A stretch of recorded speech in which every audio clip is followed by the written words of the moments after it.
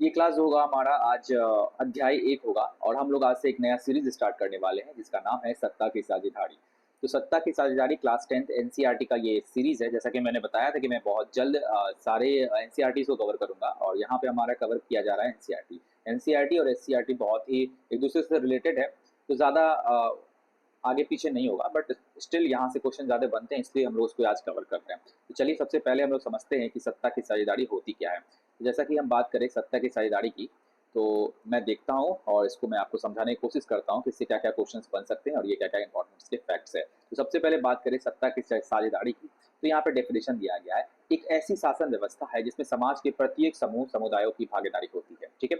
सत्ता के समूहों से जो या हेडिंग है, उसी से हमको समझ में आ रहा है कि यहाँ पे प्रत्येक व्यक्ति और समुदाय यानी आप किसी भी धर्म, किसी भी जाति, किसी भी लिंग से बिलॉन्ग करते हो, आपका जो है यहाँ पे भारत के शासन व्यवस्था में आपका स्थान ज़रूर रहेगा, ठीक है? यानी कि आपकी भागीदारी यहाँ पे ज़रूर रहेगी, ठीक है? लोकतंत्र का साझेदारी ही लोकतंत्र का मूल मंत्र है। मूल मंत्र इट मीन्स कि लोकतंत्र का मतलब ही होता है साझेदारी। मतलब देखिए, लोकतंत्र क्या होता है? लोकतंत्र का क्या मतलब होता है यहाँ पे? लोकतंत्र की अगर बात करें तो लोगों का तंत्र होता है, ठीक है? यानी लोग अपने अपने हिसाब से शासन चलाते हैं, ठीक है? यहाँ पे अगर राजतंत्र की बात करें तो राजतंत्र में क्या था कि राजा अपने हिसाब से शासन चलाते थे, लेकिन लोकतंत्र में क्या है, सभी लोगों की भागीदारी होती है और वो सब मिलके वोट करके चुनते हैं अब सरकार को, जो वहाँ पे जो शासक होते हैं उसको चुनते हैं और वो अपना शासन चलाते हैं। इसका मतलब हम कह सकते हैं इनडायरेक्टली जो यहाँ पे जनता ही शासन करती है, ठीक है? तो यहाँ पे यही बात कर रहा है, लोकतंत्र का मूल मंत्र क्या है? लोकतंत्र का मूल मंत्र ही है साझेदारी। लोकतांत्रिक सरकार में प्रत्येक नागरिक की हिस्सेदारी होती है जो भागीदारी के द्वारा ही संभव हो पाती है। लोकतांत्रिक शासन व्यवस्था में इस बात पर नागरिक को इस बात का अधिकार रहता है कि शासन के तरीकों के बारे में उनसे सलाह ली जाए, ठीक है? ये नागरिकों के पास इनका ये राइट्स होता है कि उनको जो है अगर आप शासन चला रहे हो तो आपसे जो है सलाह जरूर लिया जाए कि शासन किस तरह से चलाया जाए, ठीक है? यानी कि यहाँ पे कह रहा है कि शासन के तरीकों के बारे में आपसे सलाह ली जाए, ठीक है? ये इसमें पॉइंट्स कहने की कोशिश कर रहा है। अब देखिए कुछ इंपॉर्टेंट यहाँ पे 3-3 पॉइंट्स है, उसको एक बार पढ़ते हैं। जब किसी शासन व्यवस्था में हर सामाजिक समूह और समुदायों की भागीदारी सरकार में होती है तो उसे सत्ता की साझेदारी कहते हैं। ये डायरेक्टली जैसे आपसे पूछेगा कि सत्ता की साझेदारी क्या कहते हैं, एक लाइन में इसका आंसर बताओ, तो यहाँ पे फटाक से हम बता देंगे, ये एक लाइन में, ठीक है? जब किसी शासन व्यवस्था में हर सामाजिक समूह या समुदाय, इसमें मैंने बताया ना, साझेदारी ही मतलब होता है कि एक व्यक्ति दूसरे व्यक्ति, 3 व्यक्ति, 4 व्यक्ति एक साथ क्या कर रहे हैं, सबका साझेदारी करके हेल्प कर रहे हैं, ठीक है? यही होता है, तो उसी को हम लोग सत्ता की साझेदारी कहते हैं। दूसरी बात करें तो लोकतंत्र का मूल मंत्र है सत्ता की साझेदारी। ये किसी भी लोकतांत्रिक सरकार में हर नागरिक, ये देखो ये 3 जो पॉइंट दिया हुआ है ना, इसी का ये पॉइंट बना के यहाँ पे दिया हुआ है, ठीक है? बस यही सारा चीज़ है। चलो आगे हम बढ़ते हैं, यहाँ पे एक इम्पोर्टेंट पॉइंट्स है। ये कह रहा है सत्ता की साझेदारी महत्वपूर्ण क्यों है? यानी कि सत्ता की साझेदारी ज़रूरी क्यों है? ठीक है? ये बात कहने की कोशिश कर रहा है। एक बार पढ़ते हैं, ठीक है? विभिन्न सामाजिक समूहों के बीच टकराव का आदेश कम, ठीक है? अंदेशा कम, माफ़ कीजिए, राजनीतिक व्यवस्था के अस्थायित्व के लिए अच्छा, ठीक है? इसमें 2 पॉइंट है। क्या पॉइंट है? सबसे पहला पॉइंट, ये इंपॉर्टेंट क्यों है ये पूछ रहा है, तो इसमें सबसे पहला पॉइंट क्या है, इसमें टकराव कम रहता है, ठीक है? अगर सभी लोगों की यहाँ पे इम्पोर्टेंस दिया जाएगा, सभी लोगों का बात सुना जाएगा, तो क्या होगा? ठीक है? तो टकराव की स्थिति कम होगी। अगर मान लो मैं ही किसी अलग धर्म से बिलॉन्ग करता हूँ, आप भी किसी अलग धर्म से बिलॉन्ग करते हो, ठीक है?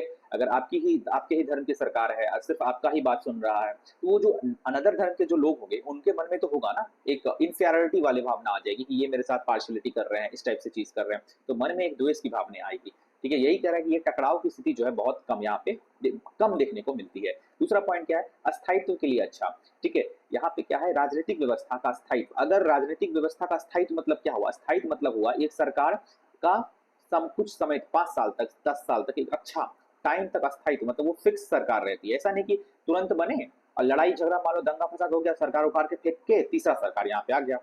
तो ऐसी स्थिति उत्पन्न नहीं होना चाहिए। यहाँ पे क्या होना चाहिए कि अस्थायित्व की भावना अच्छा होना चाहिए, ठीक है? अब देखो नैतिक तर्क, नैतिकता या अंतर्भूत महत्व पर आधारित सत्ता की साझेदारी लोकतंत्र की आत्मा है, बिल्कुल। लोगों की भागीदारी आवश्यक है तथा लोग अपनी भागीदारी के माध्यम से ही शासन से जुड़े रहे। लोगों का अधिकार ही उनसे सलाह लोगों का अधिकार है कि उनसे सलाह ली जाए और की शासन प्रशासन की शासन किस प्रकार हो, ठीक है? यानी प्रशासन किस तरह शासन करती है, इसके लोगों की सलाह ली जाए, ठीक है? आगे हम बढ़ते हैं। अब देखो कुछ इंपॉर्टेंट यहाँ पे फिर से पॉइंट आ गया, सत्ता की साझेदारी की आवश्यकता। क्यों है आवश्यकता? पूछेगा, ये डायरेक्टली क्वेश्चन में पूछता है कि सत्ता की साझेदारी, सबसे पहले पूछता है कि सत्ता की साझेदारी होती क्या है, यानी तो फिर उसकी आवश्यकता क्या-क्या है? एक यहाँ पे पॉइंट दिया हुआ है, ये पॉइंट को पढ़ लेते हैं एक बार। समाज में सौहार्द एवं शांति बनाए रखने के लिए, बहुसंख्यक के आतंक से बचने के लिए, लोकतांत्रिक आत्मा को सम्मान रखने करने के लिए, समाज में सौहार्द और शांति बनाए रखने के लिए सत्ता की साझेदारी जरूरी है। इससे विभिन्न सामाजिक समूह के टकराव कम करने में मदद मिलती है। बिल्कुल सही बात है। सत्ता किसी भी समाज में बहुसंख्यक के आतंक का खतरा बना रहता है। ठीक है, मतलब ये कह रहा है, देखो बहुसंख्यक और अल्पसंख्यक समझते हैं। बहुसंख्यक मतलब हो गया जिनकी वैसी वैसा समुदाय, ठीक है, जिनकी संख्या बहुत ज्यादा, वो हो गया बहुत संख्यक। ठीक है, अल्पसंख्यक मतलब हो गया कम। अल्पसंख्यक दो शब्द से बना हुआ, अल्प जोड़ संख्यक। अल्प का मतलब होता है कुछ कम, और संख्यक मत संख्यक शब्द आया है संख्या से। ठीक है, यहाँ पे क्या बताने की कोशिश कर रहा है, बहुसंख्यक अगर हम लोग का जो है पॉपुलेशन यहाँ पे ज्यादा रहेगा तो हम लोग क्या करेंगे, एक टाइप से जो अल्पसंख्यक है उसको दबाने की कोशिश करेंगे। लेकिन यहीं पे अगर हम सत्ता की साझेदारी अगर सही ढंग से होगी तो यहाँ पे इनका जो है, यहाँ पे जो है टकराव की स्थिति या फिर दबाने की स्थिति यहाँ पे बहुत कम मिलेगा। ठीक है, ये सारी स्थिति यहाँ पे देखने को मिलती है। ठीक है, अब आगे बढ़ते हैं। लोगों की आवाज ही लोकतांत्रिक सरकार की नींव बनी रहती है, इसलिए कहा जा सकता है कि लोकतंत्र की आत्मा का सम्मान रखने के लिए सत्ता की साझेदारी जरूरी है। ठीक है, चलो आगे बढ़ते हैं। नेक्स्ट पॉइंट यहाँ पढ़ते हैं, सत्ता की साझेदारी के रूप। यहाँ पे इसके रूप क्या होते हैं, सत्ता की साझेदारी का क्या क्या रूप होता है उसके बारे में हम लोग जानते हैं। सबसे पहले क्या बताया जा रहा है, शासन के विभिन्न अंगों के बीच सत्ता का बंटवारा। ये पहला इसमें पॉइंट है। मतलब शासन का जो विभिन्न अंग होता है ना, उसमें सत्ता का किस तरह से बंटवारा होता है, ये इनका पहला रूप है।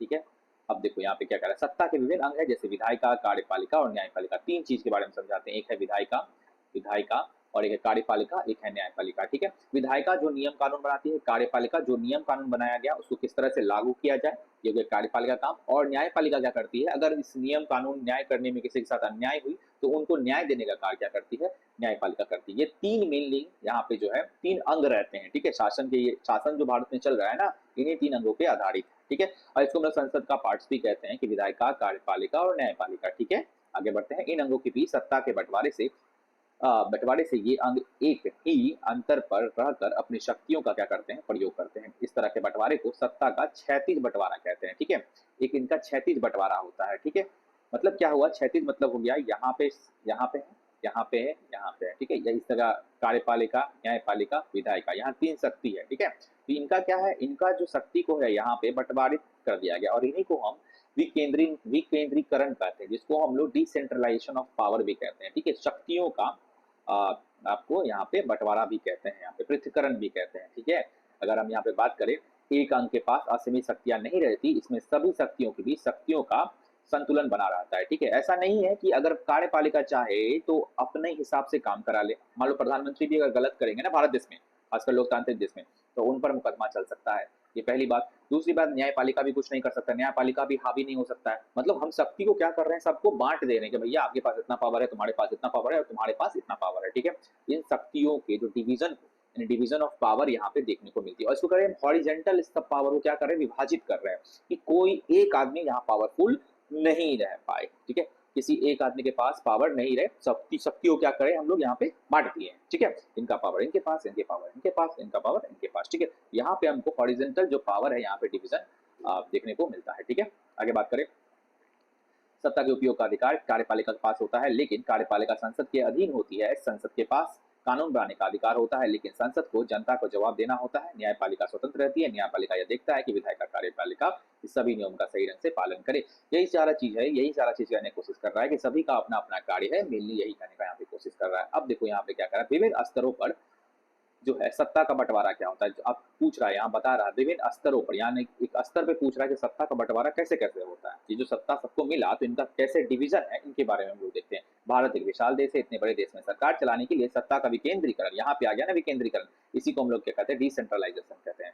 ठीक है, डिसेंट्रलाइजेशन कहते हैं, जरूरी हो जाता है। हमारे देश में सरकार के दो मुख्य स्तर होते हैं, एक होता है केंद्र सरकार और एक होता है राज्य सरकार। केंद्र सरकार मतलब एक सरकार जो पूरे देश को चलाती है, और राज्य सरकार जो पार्टिकुलर उस राज्य की, ठीक है, 28 स्टेट्स और 28 स्टेट्स और 8 यूनियन टेरिटरी है।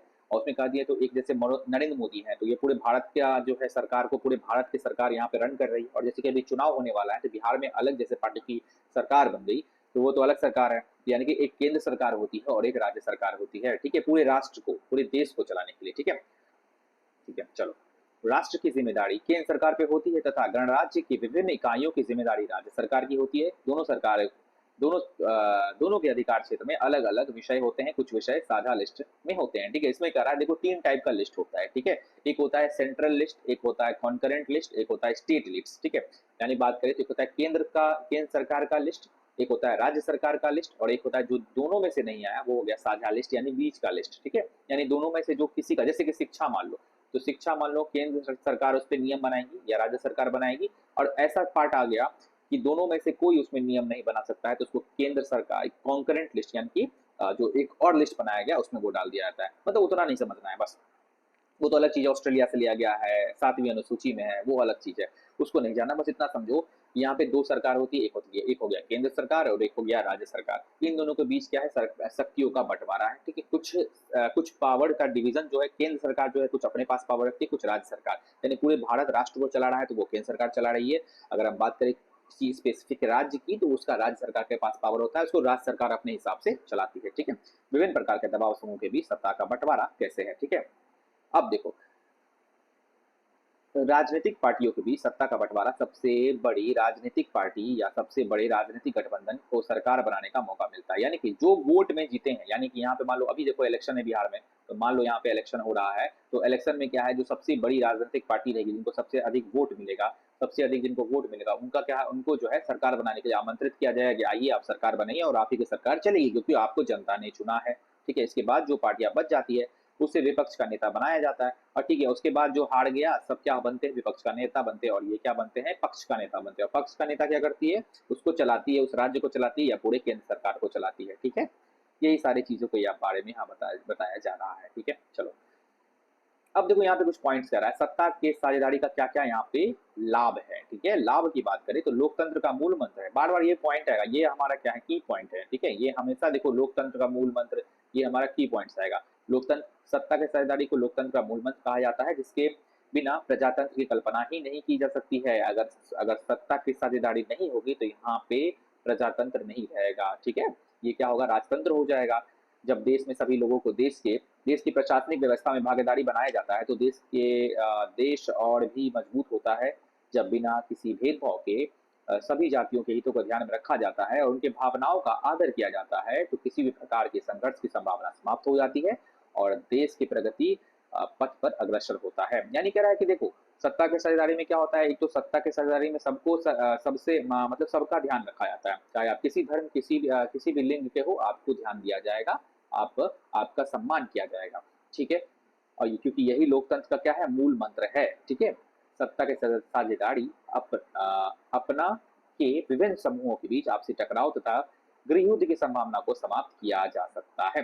जैसे हम लोग अभी देख रहे थे नेपाल में जेन जी का, ठीक है, जनरेशन जी का यहाँ पे क्या था, प्रोटेस्ट हुआ था। तो ये क्या किए थे कि सरकार को क्या किए, उखाड़ के फेंक दिए। ठीक है, क्योंकि वहां पे उनको लग रहा था उनके हितों का संरक्षण नहीं किया जा रहा है। तो इसी टाइप की बात करें तो अगर मान लो किसी विशेष धर्म को अगर आप संरक्षित नहीं दे रहे हैं, अच्छे से उसको देखभाल नहीं कर रहे हैं, तो वो क्या है, विद्रोह करेंगे, जरूर विद्रोह करेंगे, और ये लोकतांत्रिक मूल्यों की अवहेलना भी होगी। ठीक है, आगे की बात करें।